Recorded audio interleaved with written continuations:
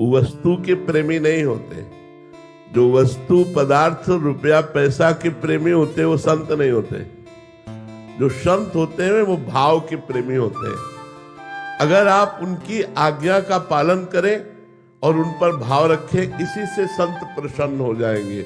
जो संत है वो वस्तु प्रेमी नहीं होते, वो पदार्थ प्रेमी नहीं होते। वस्तु पदार्थ इनके त्यागी होते हैं, उन्हीं को तो संत कहा जाता है। संत केवल जैसे भगवान भाव से प्रसन्न होते हैं, ऐसे भाव से प्रसन्न होते हैं।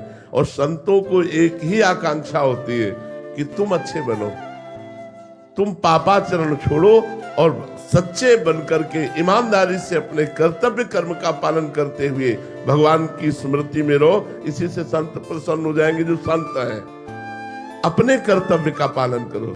संत सेवा का तात्पर्य उनके पैर दबा देना, उनके कपड़े धो देना, उनको भोजन दे देना, उनको औषधि दे देना, ये कोई खास बात नहीं। खास बात है उनकी आज्ञा पे चलना।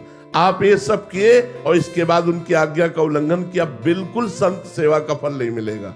और आप उनकी आज्ञा पर चल रहे हैं, धर्म से चल रहे हैं, कर्तव्य का पालन कर रहे हैं, और अवसर मिला तो ऐसा भी कर देते हैं कि उनको वस्त्र है, औषधि है, जो भी सेवा मिली तो इससे भगवान प्रसन्न हो जाते हैं। संत सेवा का मतलब है आज्ञा सम्न सुसाहिब सेवा। आज्ञा का पालन करना, आज्ञा का पालन करना सबसे कठिन कार्य है। संतों की आज्ञा का पालन करना, यदि हम आज्ञा का पालन कर ले गए तो भगवान प्रसन्न हो जाते हैं। भगवान की अधीनता का मतलब है भगवान प्रेमाधीन कहे गए। जो संतों से प्रेम करता है उसके हृदय में प्रेम जागृत हो जाता है, प्रेम के अधीन भगवान है। इसलिए कहा गया कि उन दासों के भगवान अधीन हो जाते हैं जो संतों की दासता करते हैं।